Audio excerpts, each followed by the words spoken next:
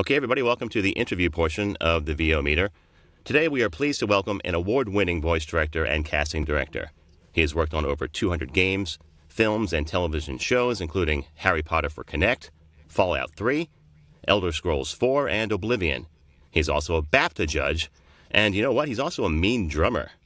So please join me in welcoming CEO and founder of Gravy for the Brain and High Score Productions, Hugh Edwards. Welcome, Hugh. Hello, how you all doing? I'm great. I'm fired up on tons of coffee. How are you? I'm pretty good. I'm on the Diet Coke, so I'm getting there as well. Good. Wonderful. Well, we wanted to start off, Hugh, by telling us a little bit about how you got to where you are now and being the CEO for Gravy for the Brain and how that got started. Sure, yeah. Okay, so originally, I mean, my main kind of, I suppose, my job title originally is that I'm a voice director, and that's kind of how I got into this caper.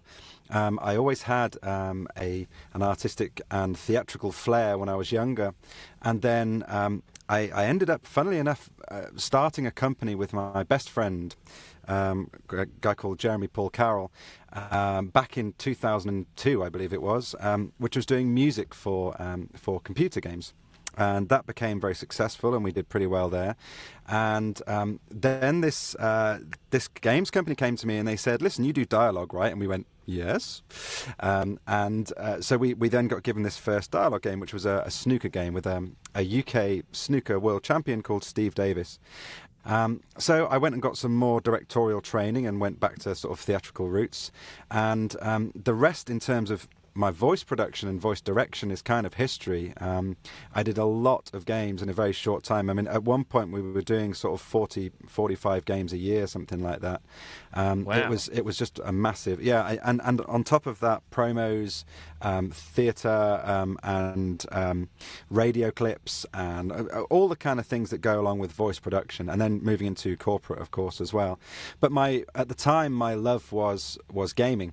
And then one day, I was actually a producer on a film called Little Big Men, and it was quite a cool film because it was about these five kind of, it was for kids, right? And it was about these five kind of gangsters who, in a sort of caperish, Muttley kind of way, ended up getting caught by the karma police and then shrunk into children. And the funny thing was that the children kept the voices of the adults, and their kind of goal throughout the film was to get put back to real size, and the karma police didn't want to let them do it. The long and the short of it is, it was a very low budget film, and when I say low budget, I'm not talking kind of Hollywood low budget like $1 million. We're talking sort of $5,000. It was really low. Wow. So we ran out of budget very quickly, and we finally needed to get a voiceover done, and we had no money left. So I called up one of my friends, one of the UK's best radio drama producers, a guy called Neil Gardner. And I said, "Listen, I need a voiceover. Can you help me out?" And he said, "Well, there's always Peter Dickson, and he'll kind of do anything." So I rang up Peter, and Peter agreed to come and do it. And in actual fact, he paid to work on the project because he paid his own petrol to our studio. And this was, I mean, this kind of goes to show Peter's temperament, that this was at the height of his X Factor career. It was prime time. He was working on absolutely everything, and he seriously didn't need to do this at all, but he just came and did it out of the love of doing things like this.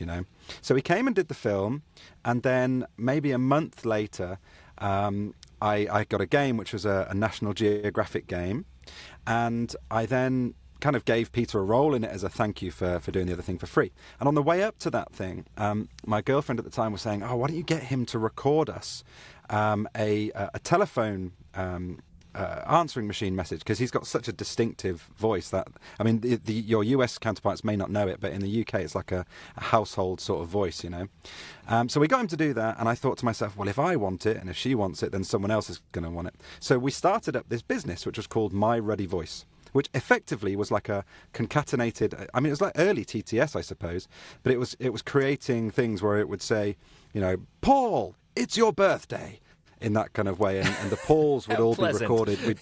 Yeah, that was a pretty good impersonation, actually. Yeah. So, and that kicked off and was amazing, and then within 2 or 3 weeks totally flopped as we realised that the world didn't want ringtones anymore. But it led us to a liquid lunch, And this liquid lunch was when we were talking about games and game voice and all that kind of stuff. And from that lunch, we basically worked out that, at least in the UK at the time, and remember this is back in now sort of 2005 or something like that, there were very, very few people doing voice work in gaming. And, 2 or 3 pints later, we set the world to rights about why that was, which was basically that all the people who knew how to do it knew how to do it. And everybody else who didn't, I was having to train in front of Electronic Arts and Sega and Square Enix and all these people. And so we decided to do something about it, because it was a bit embarrassing, It's a bit embarrassing not only for us of having to train people, but also for the voice artists who should know how to do all that work. But it was in the infancy of gaming, and so we started this workshop. I think the first one was 2006. And that was, although we didn't know it, that was the beginning of Gravy for the Brain. So we then decided to do an online version of that in 2008, and that exploded around the world with the Voiceover for Beginners course. And we kind of didn't really look back from there. And then in 2013, we thought, this has just grown to be a monster. We're actually going to have to create a formal business around this. So that's when we incorporated. And we incorporated then with version 1. And we've just released our version 5 platform a few days ago. Well, congratulations. It sounds like a well-deserved rise to the top. Yeah, it's fantastic. I love that story about Peter, and we're going to actually talk to him in a future interview. And his attitude is just so down-to-earth and so great that you've probably seen those auditions. You mentioned people may not know his voice as well in the U.S., but he's the equivalent of the audition request or the voice match for Morgan Freeman, or Sam Elliott. Every audition I get says, we'd like you to sound like Sam Elliott and Morgan Freeman or some combination thereof. In the UK, it's Peter. So right. I had this audition that I had from an overseas client or actually it was a marketplace, and they said, we're looking for a Peter Dickson-like voice. And I actually got on there sort of tongue-in-cheek and said, why don't you just ask Peter? And I said, if you like, I'll ask him. So I did. And he said, sure, I'd be happy to help. Just give me the details. And that's just the kind of attitude he has. It's really fantastic.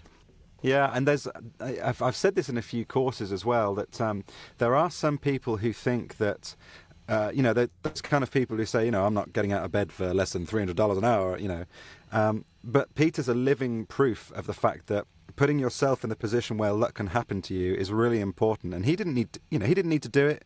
He had easily enough money. He had the fame. He had the big, Saturday night TV shows. But he came and did that thing just for the fun of it. And it led to something else. And I often think that, people say to me, oh, God, you're so lucky being in the position you're in. It's like, well, yes, we are. But we've also put a lot of hard work into it. And we've also put ourselves into the position where luck can happen. And it's a nice trait for people to have, Right. So you talked about the beginner course on Gravy for the Brain that was so successful to begin with. Talk about some of the specialties you have now in helping people train to be a voice actor. Yeah, I mean, our aim really with Gravy for the Brain has always been to provide everything. Now, I know a lot of people say that, but we've really kind of done our level best to make it happen. So we have 16 different voiceover courses, ranging from the core ones like Voiceover for Beginners, advanced voiceover to professional standard, all the way through to things like creating your own amazing demo reels, or at least prepping for working with a good director, improving your casting chances, how to do commercials, how to do gaming. The list is up to 16, and there's a lot in there. We still have more to do. There are still 4 topics that we're going to be working on this year. But the main courses are there. And then we do webinars, which are effectively kind of like, I suppose, lecture-based webinars with a Q&A on them. And the idea of Gravy for the Brain is that, and this is not to be negative about any other training companies, but what we wanted to do was bring the cost right down so that it's affordable to everybody. So rather than have the model where, you pay for one course and then you go and pay for another course and then you pay for another course, the idea was that whilst you're a member, you get everything and nothing is upsold and nothing is charged. And I suppose one of the main reasons that was happening is that we also have a mentoring area. And one of the things I found very early on was that people would have a specific problem, and I knew that webinar X or course Y would solve that for them, and was a 15-hour course, and so I wasn't going to tell them everything in that 15 hours. So I'd kind of say to them, well, you can fix this by going and take course Y or whatever it may be. But I always felt uncomfortable with it, the upselling thing. It never sat with me. So making it all accessible to everybody was a good thing. So then, as I said, we have the mentoring area, and that comes twofold. We have a day-to-day forum-based mentoring, and we employ mentors and ourselves to stay on top of that. So whether that's for voice artist clips, or whether it's for home studio or business marketing and branding, there's always someone there to come and talk to you about that. And then we have a live mentoring-based thing where we all jump on Zoom once a week and we do various different things. Sometimes we'll go through home studio and tech stuff. Sometimes we'll go through a general Q&A. Sometimes we'll get a lot of scripts and everyone will go and read through them. So it's very kind of empowering for people, and it also helps them in public and with their confidence and that kind of thing. And then we have just a huge array of tools. I mean, really a lot of tools. Things like we've just released an escrow service, which would hopefully help people be able to charge clients they're either not sure of, or for high-paying jobs or non-paying clients or whatever. We have the Void, which is stands for Voice over Internet Database, and I also should say describes one of my the career. One of the things that the degree of success that Gravy for the Brain has had is that it allows us to go and do cool things for the community and not charge them. So the Void is completely free. It's void.gravyforthebrain.com, and it's basically a completely open online database of all production companies, agents, conferences, resource companies, software companies, anything that's to do with voiceover. It's all in there. And what we don't have in there, I think we've got like 1,800 companies in there so far, and anyone can add companies to it, and we then moderate them, which means the database is going to grow, and it's all free. So if you want to go and look up, agents in Australia, and go and get yourself all the agents in Australia, you can go and do that. Or if you want to narrow it down to agents in Iowa, then you can go and do that. And it's all completely free for everybody. So we have all that. We've got all these resources. And then the main thing that happened with version 5 is that we've decided that, I think we've seen sense more than decided, that actually we, as a UK-based company, I know a lot about casting and direction, and Peter about voicing, but it is, to be fair, UK-centric. So, there were some people in America who have been very gracious to us and who've really accepted us. And there are some who perhaps rightly think, well, there are things you don't know about the USA. And that goes all the way around the world. France, for example, has a completely different structure and setup and rates and unions than anywhere else in the world. In fact, they actually have university courses designed for voiceover. So all the regions around the world are totally different, and we've decided basically to go and localize into all of these countries. So J. Michael Collins is our territory controller for the USA. Then for Spanish-speaking Latin America, we have Sophia Cruz and Rona Fletcher. And for France, we have a guy called Stefan Cornicard. And basically, the content is going to be completely localized into each area. But the great bit about it is that anyone who's a member can go and access any part of content from anywhere around the world. And that's all included in the same membership price. Plus, we're doing good things like having a rate guide for every single country, which we're going to database. So, our goal is to help people as much as we can that are, in the early stages of the career, help people and support people as much as we can in the intermediate to advanced stages of the career, and then give people tools for free that should be free, that you don't need to pay for. Wow, Hugh, I'm a little concerned about your designs on world domination. No, I'm just kidding. From the heart. I suppose, like Gandalf said, I wield this power with a desire to do good. There you go. Well, thank you so much, Hugh. It sounds like such a fully featured, well-rounded service that'd be useful for VO talent at any stage of their career. So thank you very much for creating it and building it into what it is today. So do you have, I know you just released the latest version, but do you have any plans for the future right now? Any ideas? Well, do you know, someone said to me on the launch webinar, when's V6 coming out? And it literally took us a year and a half to build V5. And I think it was 14 people we had in total to build it. It's a pretty big monster.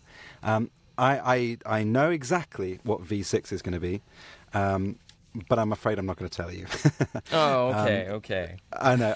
What I will do is I'll say that we have incremental things coming out. So I mentioned the other 4 courses that we're going to be bringing out. With the kind of globalization around the world, our aim is to get to 25 different territories within 5 years.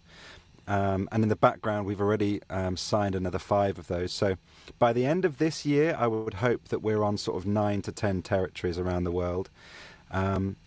And yeah, I mean, there are lots of little things we're going to be doing, things in the CRM, like linking the CRM up to MailChimp, and just little incremental things that are going to help everybody. But V6 itself, that one is well, that's going to be something else. So I'm not going to spoil the surprise for that one, because, I mean, with some of these things, I mean, things like the Void, I mean, that was not something that existed anywhere, so we had to make sure we could do it and that it would work functionally and you know, be accessible to everybody so that it would work the way it should do. Otherwise, it's kind of not worth doing, you know. So, Hugh, we know that from seeing you at various events and functions, we just spent time with you at Mavo 2018. You were really a subject matter expert when it comes to all things voiceover. So we thought we could talk a little bit about some of the issues that affect voice actors all around the world. And one of those that we hear a lot about is rates. And you actually spoke about this at Mavo in your opening address. What are some of the challenges you see in the rates discussion for voiceover people and voice actors around the world? Well, I mean, rates is kind of the hot topic, right? And it's been a hot topic for, I guess, over 2 years now. And I mean, the thing is that we live now in a status quo, but the status quo is moving. So we have pay-to-play sites, and some of them are good, some of them are bad. Some of them are doing active things to try and stop the race to the bottom. Some of them are actively trying to be at the bottom. And this, I mean, as far as I'm concerned, this is capitalism. You know, so this is always going to exist in some way or another, because people take opportunity and they run with it. I think the issue for the voice industry as a whole is really one of education, because I think the people coming into the industry don't understand why the rates are set, what is in their minds, so high. You know, they come from jobs which are, you know, paying maybe not minimum wage, but, you know, $20, $25 an hour or $30 an hour. And then they look at an hourly rate from the voiceover industry at $300, $350 an hour. And they think, well, that's just amazing. And actually, I'm quite comfortable undercutting you at $150 an hour. But they don't see what's behind the figure and why they're kind of set the way they are and why they've always been that way. So I think it really is a case of education. The rate guides are definitely helping. You know, whether you use ours, whether you use GVAAs, it doesn't really matter, as long as you're basing it on something and well educated. And after that, I believe that people have their own choice to do what they want. So, you know, if they want to go on Fiverr or cheap voiceover biz or whatever it may be, as long as they go in with their eyes open and they know what the score is, then, you know, then that's fine. They can do what they want. So. But then the second issue is one from the business side. And what a lot of the pay-to-plays aren't doing, and in some facts the agents aren't doing either, is actually educating the hirers. And that's really important, because I think you know, if you do a Google search for voiceover and go down to the bottom of, you know, page 1 or whatever it may be, you're going to find cheaper alternatives as well. And there's always, you know, the guy in the office who can do it, or who says he can do it, or whatever it may be. So again, it's about educating the industry people, the industry hirers, to see why it matters to have someone who's, you know, an expert in their field, in the same way that, you know, a carpenter would be, versus some total amateur putting up a shelf, or why the system is based the way it does and how the quality is going to affect the perception of their brand. So it's a tough argument to have either way, I think, and. I mean, I don't know about the States, but price fixing is illegal here in the UK.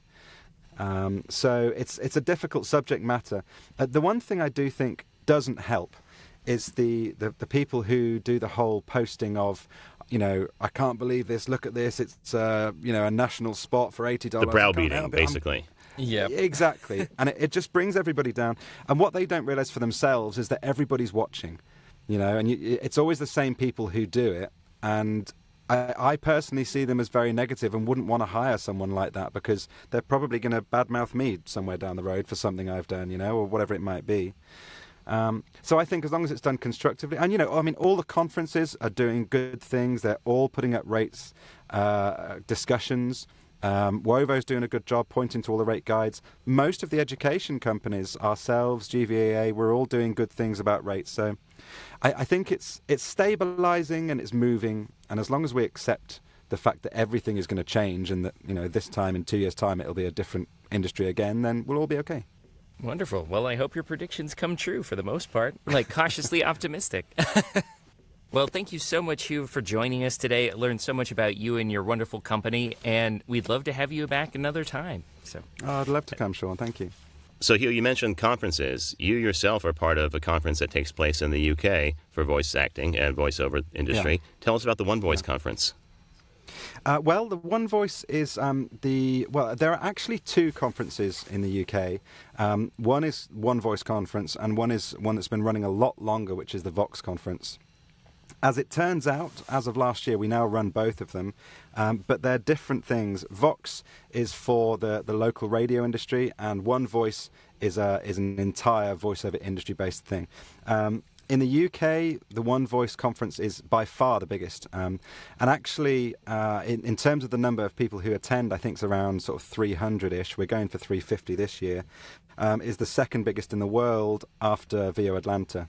And I don't mind saying that VO Atlanta is a really special conference, and we kind of modeled it on the same ideas because it's just so good, I mean, and so One Voice itself is a UK version of a really good conference model. We have an awards ceremony in there, which is different. So yeah, by the time this is released, the One Voice conference awards will have been the submissions will be open, and so you can enter. There's also an international male and female category this year. And we'd just love to see people there. We really make sure we pay attention to the amount of good quality speakers we have there. For example, the keynote speaker is a guy called Hugh Bonneville, who's a very famous British actor, and you'd probably recognise him from the Paddington films and from Downton Abbey. He's the Lord Grantham in that. We're going for a very high calibre level of people. What's also really lovely about it is the position of it. It's right on the Thames, just opposite Canary Wharf, and it has its own pier and its own boat ferry, which takes you across every morning, which is special. That's great. Well, hopefully some of our audience will be able to attend. I've actually talked to a few people that are attending, and that should be exciting for them. I'm not sure I'll be able to make the trip across the pond this time, but it is one of my bucket list items for sure. Next year. Yeah. Well, Hugh, thanks again. Is there anything you'd like our audience to know that we haven't covered, or how they can reach you if they want to sign up for membership? Sure. Just go to gravyforthebrain.com, and you can either take... we've got lots of free stuff on the front page. There's lots of free webinars you can go and take without being a member. As I said, there's lots of free content on there that you don't have to be a member to get. So, for example, the escrow service is free. The Void is free. Our calculators and our rate guides are all free. There's even a little intercom button at the bottom right where you can get directly through to Harry, who's our support guy. Oh, I love Harry. He's a dude, isn't he? And actually, I have an offer for your listeners, which would be, let's say, Podcast 2019, and that'll give you a little discount if you pop that on there as well. So type in that code, Podcast 2019, and they can get a discount? Yeah, exactly, yeah. That's great. Well, thanks again, Hugh. Enjoy the rest of your afternoon for you, and we'll talk to you soon. Thank you, gents.